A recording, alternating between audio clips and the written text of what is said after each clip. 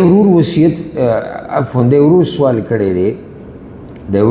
کړی دی وی زما نیکه وصیت کړو چې کله مړ کېدو چې زما په دې مال کې به په دومره مال باندې جومات جوړ کړي خو که موږ نن سبا دې حالاتو ته وګورو غریبي ډېره شوې ده او مالي حالات د خلکو کمزوري دي نو که موږ دغه پیسې روالو او بعضو غریبانانو له یې ورکو چې د هغوی ژوند پرې روان شي نو دا کار به زموږ غلطي او که صحیح وي یو دا مسله یاده کړئ دې نه مخکې زه جواب درکړم دا بعض علمانیان او لیبرل طبقه چې زموږ په دې ملکونو کې ده چې د دین سره یې نه لګي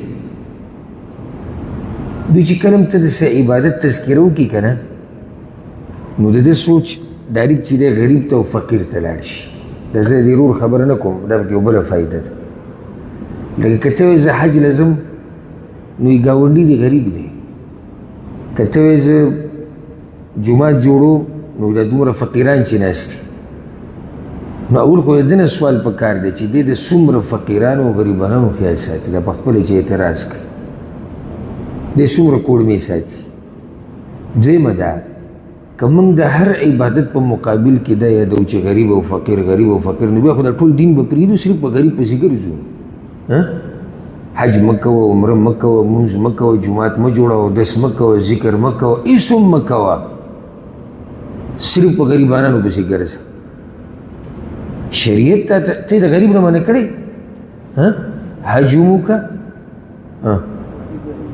د غریب هم تپوس وکړه جومات هم جوړ کړه د غریب هم تپوس وکړه دغه شان نور عبادات چې کوم دي هغه هم وکړه د غریب هم تپوس وکړه ته شریعت منع کړی څه اوس که عبادت نفلی عبادتي او فقیر ته ضرورت ډېري دې کې موږ ویلی شو چې د صحیح د فقیر مخکې کا خو په دې نه چې موږ د عبادت ته سپک ګورو هغه بل عبادت او دوی چې کوم اعتراض کوي دا په دې بنیاد نه دی دا په دې بنیاد دی چې دوی اصل کې د عبادت ته سپک ګوري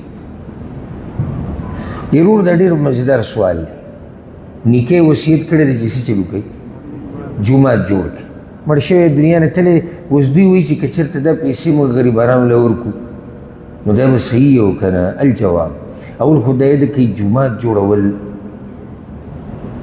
په اعمالو کې په نیکیانو کې په عباداتو کې بهترین عبادت دی او حدیث کې دا راځي رسول صلی الله علیه وسلم وایي په صحیح بخاري صحیح مسلم کې من بنا مسجدا بنا الله له مثله فی الجنه چا چې جومات جوړ کو رب العالمین به دقه شان دله کور ورکوي په جنت کې او الله رب العزت قرآن کې څه وایي انما یعمر مساجد الله من آمن بالله والیوم الآخر واقام الصلاة وآتى الزکاة ولم یخش الا الله جوماتونو جوړول ولا څوک دي الله وایي وایي د چا چې په الله ایمان او په آخرت ایمان د مونځ پابندي کوي زکاتونه ورکوي او صرف د الله نه یریږي جوماتونه آبادول د دې خلکو کار دی الله وایي جومات آبادول بیا دوه قسمه یو په مال سره آبادول دي ته ځمکه والې ته آبادي جوړه کړي او دویم آبادول دغه جوړ شوي جومات آبادول په عبادت سره چې هغې ته منځونه کوي هغې کې تلاوات کوي هغې کې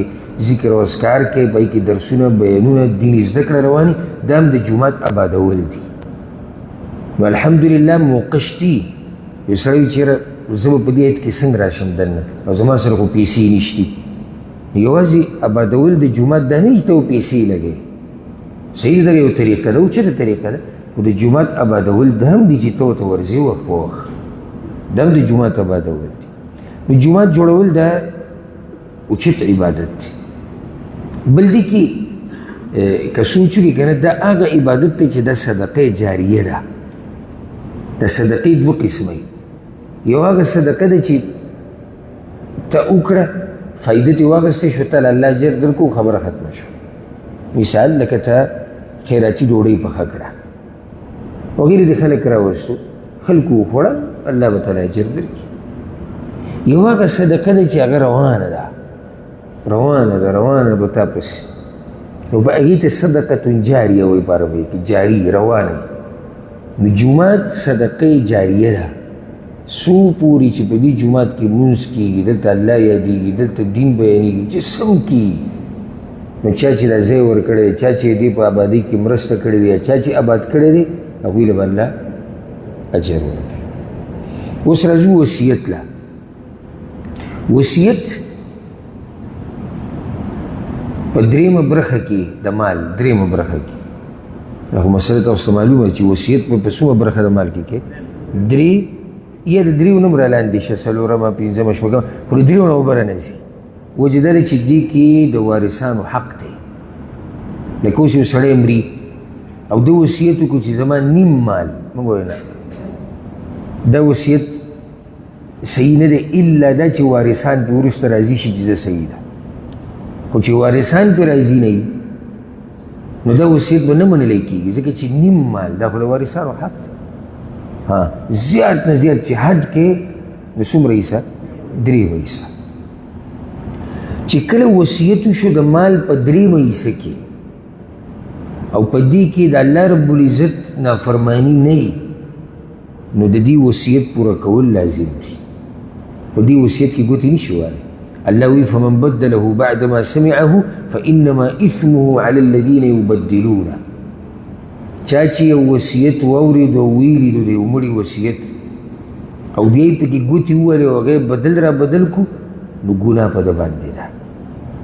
او الله هغه آیت په اخر کې څه وایي؟ ان الله سمیع علیم، الله اورېدونکی دی، پوهه دی. دی ولې دلته ووایي؟ یعنې چې ته هر څه کوې په دې وصیت کې ګوتې وایې را وایې که نه نو د دې نه الله څه دی؟ د دې نه الله خبر دی. الله اورېدونکی دی. هغه کس چې مړ دی هغه چې کله وصیت کوو الله د هغه وصیت اورېدلی دی او الله ستا دا خبرې موري او الله رب العزت هغه یې لیدلی دی او تا ویني. نو وصیت کې ته ګوتې نشي وهلی الا په یو حال کې چې وصیت کې ظلم او زیاتی شوی. وصیت کې ظلم او زیاتی شوی. لکه اوس یو سړي وصیت کړی دی چې زما لوڼو له به د سره زما په جیداد کې برخه نه ورکوئ، دا وصیت منلی کېږي به؟ نه منلی کېږي، دا د شریعت خلاف دی. په دې کې ته رد و بدل کولی شي، په دې کې ګناه نشته. بله دا چې ته وصیت نشي بدلولی یو داسې کار ته چې هغه د هغې نه په غوروالي کې کم دی. لکه رابه شو د دې رور دې مسلې له نیکې وصیت کړی دی چې جومات جوړ کړي او دې څه وایي غریبانو له به ورکړو. کوم یو کار ډېر غوره دی د هغه دپاره؟ ولې؟ صدقه جاریه ده.